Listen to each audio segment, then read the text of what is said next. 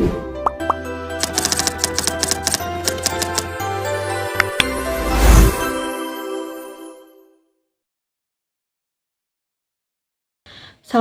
warahmatullahi wabarakatuh. Perkenalkan, nama saya Dika Yunika dari kelas 3 KPIP Program Studi Komunikasi Penyiaran Islam.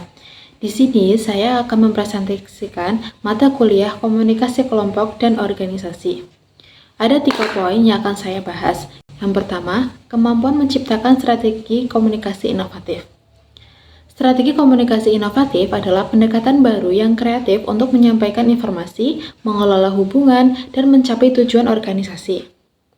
Ini bukan sekedar tentang menggunakan teknologi terbaru, tetapi lebih pada cara berpikir out of the box dalam merancang pesan dan saluran komunikasi. Ada beberapa langkah-langkah untuk menciptakan strategi inovatif. Yang pertama, analisis kebutuhan. Di sini kita pahami nih masalah atau peluang komunikasi yang ada. Misalnya, apakah ada miskomunikasi antara tim A dan tim B, atau bagaimana cara memperkenalkan produk baru secara lebih menarik. Yang kedua, ada identifikasi target audience. Ketahui nih siapa yang akan menerima pesan tersebut. Apa preferensi, kebiasaan, dan saluran komunikasi yang biasa mereka gunakan. Misalnya, audiens Gen Z mungkin lebih responsif terhadap konten video pendek seperti di TikTok atau di Reels IG. Sementara audiens internal yang lebih senior mungkin lebih memilih email atau pertemuan tatap muka. Yang ketiga, ada brainstorming solusi kreatif. Di sini kita ajak tim untuk bertukar ide tanpa batasan. Coba pikirkan cara-cara yang belum pernah dicoba sebelumnya. Contohnya, menggunakan gamifikasi atau permainan untuk pelatihan karyawan, atau membuat podcast internal untuk berbagi informasi dari manajemen. Yang keempat, uji coba dan evaluasi. Sebelum diterapkan secara lebih luas, uji coba strategi baru dalam skala kecil. Kumpulkan umpan balik dan sesuaikan jika diperlukan. Ini membantu meminimalkan resiko dan memahami strategi yang efektif. Poin yang kedua adalah kemampuan menerapkan strategi komunikasi yang mendukung tujuan organisasi. Strategi komunikasi yang baik harus selaras dengan tujuan besar organisasi tersebut. Komunikasi bukanlah tujuan itu sendiri, melainkan alat untuk mencapai hasil yang diinginkan. Ada beberapa contoh penerapannya. Yang pertama, misalnya ada sebuah organisasi yang tujuannya itu untuk meningkatkan penjualan produk baru sebesar 20% dalam 6 bulan.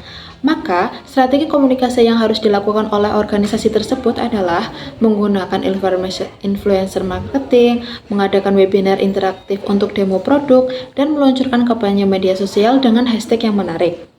Contoh yang kedua, jika ada organisasi itu yang tujuannya untuk meningkatkan keterlibatan karyawan dan mengurangi turnover, maka strategi komunikasi yang harus dilakukan oleh organisasi itu adalah mengadakan sesi Q&A rutin dengan pimpinan, meluncurkan newsletter internal yang menampilkan pencapaian karyawan, dan membuat platform kolaborasi online untuk ide-ide dari seluruh tim.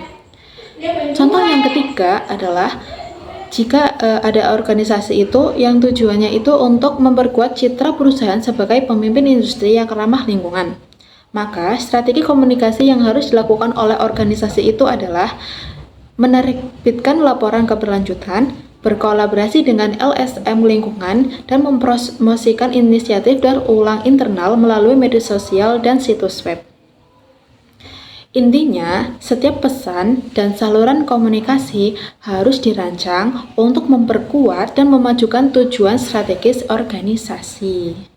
Poin yang ketiga adalah hubungan antara inovasi komunikasi dan kinerja organisasi. Inovasi komunikasi memiliki dampak langsung dan signifikan pada kinerja organisasi. Komunikasi yang inovatif menciptakan lingkungan yang lebih responsif, efisien, dan adaptif. Lalu, bagaimana inovasi komunikasi dapat meningkatkan kinerja? Yang pertama, meningkatkan efisiensi. Saluran dan metode komunikasi baru seperti platform kolaborasi terpadu atau AI chatbots dapat mempercepat alur kerja dan mengurangi hambatan birokrasi, membuat pengambilan keputusan lebih cepat. Yang kedua, meningkatkan keterlibatan karyawan. Ketika karyawan merasa didengar dan terhubung melalui komunikasi yang lebih menarik dan relevan, mereka cenderung lebih termotivasi dan produktif. Hal ini dapat mengurangi tingkat absensi dan turnover. Yang ketiga, meningkatkan daya saing. Di pasar yang kompetitif, organisasi yang mampu berkomunikasi secara lebih efektif dengan pelanggan dan mitra akan memiliki keunggulan. Inovasi dalam pemasaran digital atau layanan pelangganan dapat menciptakan pengalaman unik yang membedakan perusahaan dari pesaing. Dan yang keempat, mendorong budaya inovasi. Ketika komunikasi internal terbuka dan mendorong pertukaran ide-ide baru, hal itu akan menumbuhkan budaya di mana inovasi menjadi bagian DNA organisasi. Ini memungkinkan perusahaan untuk beradaptasi lebih cepat terhadap perubahan pasar dan tantangan. Selanjutnya, dari yang telah saya sampaikan tadi, ini adalah ada beberapa referensi yang saya ambil. Di sini ada 5 referensi, kalian bisa baca sendiri. Baik, mungkin itu saja yang dapat saya sampaikan. Barangkali ada kekeliruan atau kesalahan, saya mohon maaf yang sebesar-besarnya. Cukup sekian, wabillahi taufiq wal hidayah. Wassalamualaikum warahmatullahi wabarakatuh. See you next time. Bye.